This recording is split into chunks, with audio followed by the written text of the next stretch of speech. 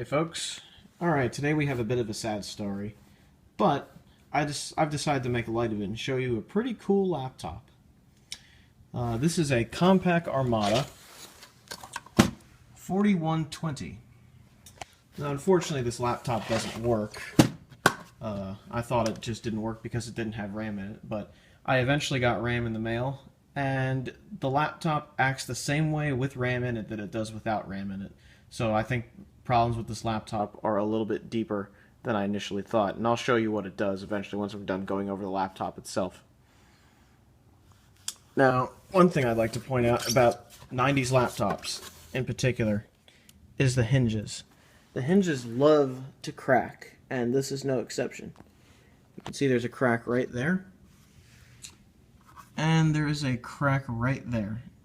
That is typical of a lot of 90s laptops because the hinge design was just not very good. If you go watch videos on B. Bishop PCM's channel, a lot of the laptops that he's made videos of display the same issues, or exhibit the same issues, I should say. This is a Compaq from the Windows 95 era, so it was pretty typical for that time. Now there's one thing that stands out that makes this laptop really unique, and that's this little thing on the back here.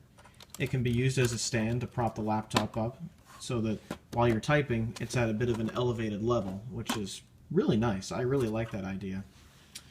The other thing it has is a very long battery. That's what goes inside this little plastic thing here. This is the original Compaq battery, product of Japan.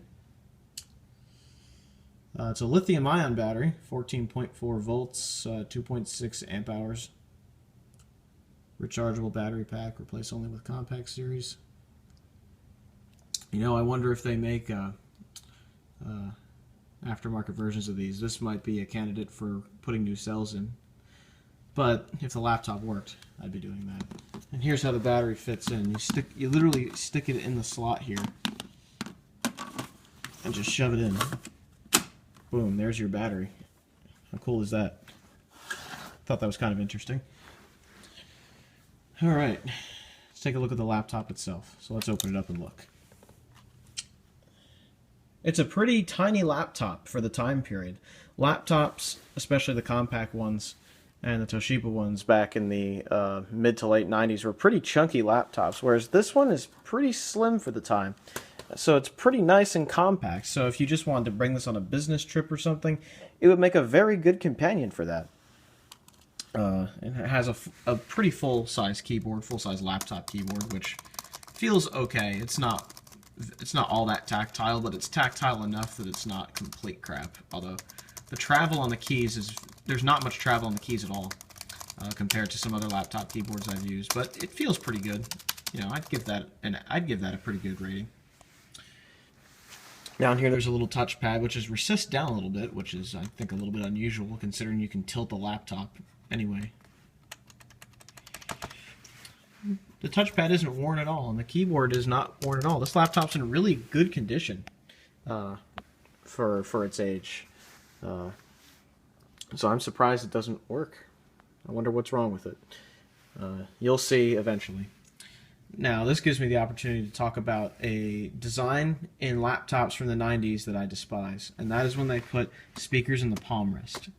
On some models of laptop, they put them so far in, like right here, so that, like, let's say the speaker was here. When you put your palm down to type, it would get in the way of the speaker. However, on this one, that doesn't seem to be an issue because you barely touch it. So they designed this one properly.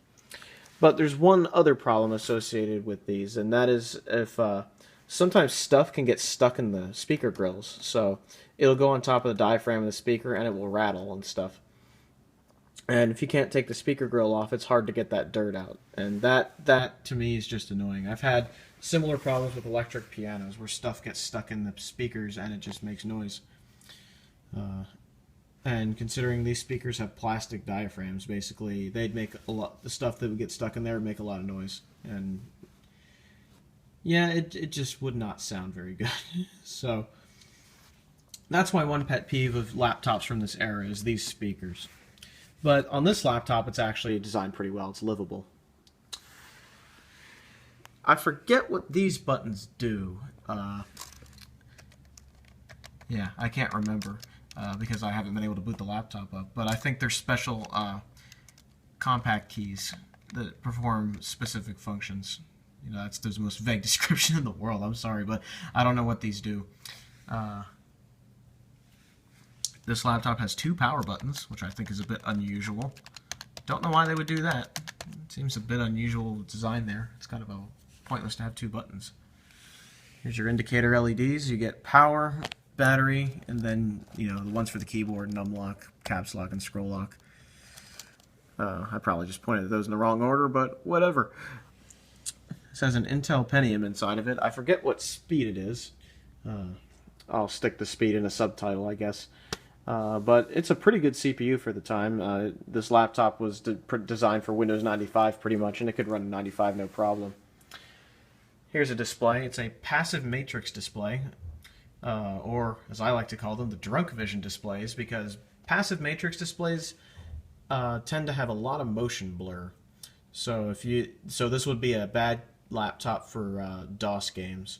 It would be a better candidate for word processing, business applications, you know, basically stuff that doesn't require a lot of movement on the screen, and fast reaction time would be fine on here. So, I mean, you could play solitaire and stuff like that, no problem, and even maybe pinball, but that's pushing it. So, passive matrix display, it's, you know, for business, that's completely fine. For gaming, no. So this wouldn't be used as a gaming laptop. This would probably be used as just as a vintage PC, really, more than anything else, rather than a vintage gaming PC. One thing that's pretty nice is the bezel of this display here feels really rugged. It feels like metal. So that's kind of cool. Pretty high quality stuff. The laptop itself feels pretty solidly built, but as you can see, the plastic is not very high quality, because on this side there was a piece of plastic covering this wire here. Actually, that's a ribbon cable. The piece of plastic covering it just keeps coming off because the plastic parts that fit into here broke. So that's kind of annoying, but you know what? That's just kind of a fact of life with these types of laptops. Let's take a look at the back and see what I/O you get.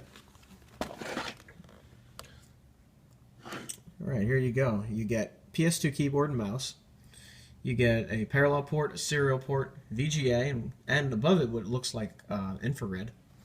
And you get composite video, which is really awesome.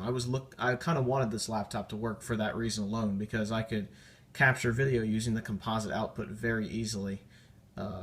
Not that it would be very good quality, but I could do it for, you know, basic stuff.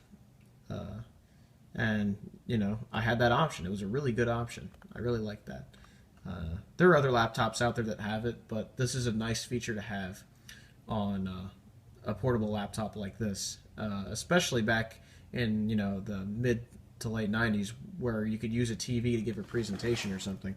That seems like a very useful idea.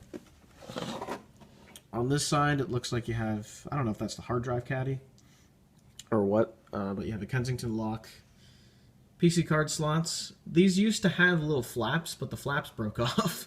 So, as you can see, the quality isn't the greatest, but, you know, it works, I suppose. You get audio I/O on the front here. I forget exactly what it is. Ah, that's what it is. You get microphone, headphones, and what looks like line in. So, pretty good I/O setup. My first ever laptop had that same setup. You get a slimline 3.5-inch floppy drive on the front. And on this side, it looks like you get a DC power jack, and that's about it. Not sure what that notch is. So there you have it. That is the Compaq Armada 4120. It's a pretty cool laptop for the time. It's nice and compact compared to a lot of others that are really chunky. It's a shame it doesn't work, because it would be a pretty cool laptop to have around. But I'll show you what's wrong with it. It does this whether you have RAM in the machine or not.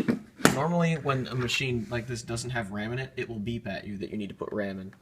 But here's what happens when I plug it in. And this is the same thing that happens when I have RAM in the machine as well. Check this out. It behaves very strangely. It gets power.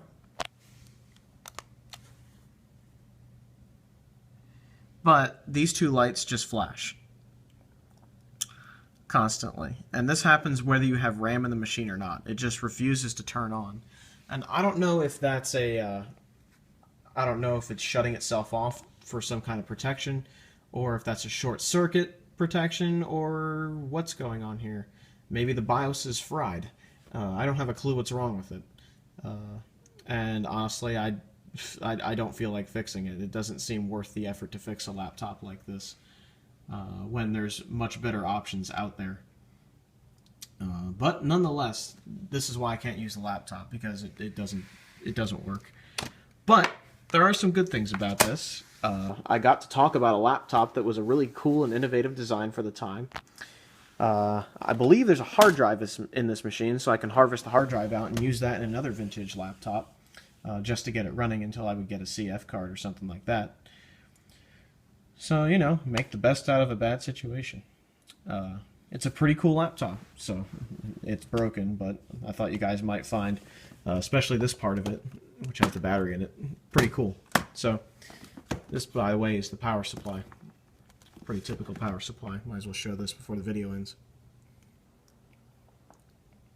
It's a very light power supply as well. So, yeah, there you go.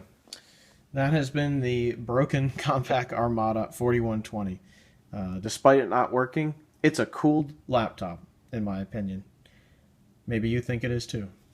Let me know down in the comments. For those of you wondering, this is the type of RAM this laptop takes. Takes laptop sims. Not quite sure what type of sims these are, but they came out of another one of these machines. And you know, you don't always see memory this old anymore, so I thought I'd at least get it on video a little bit there. Anyhow, guys, have a good one, everybody. Ciao.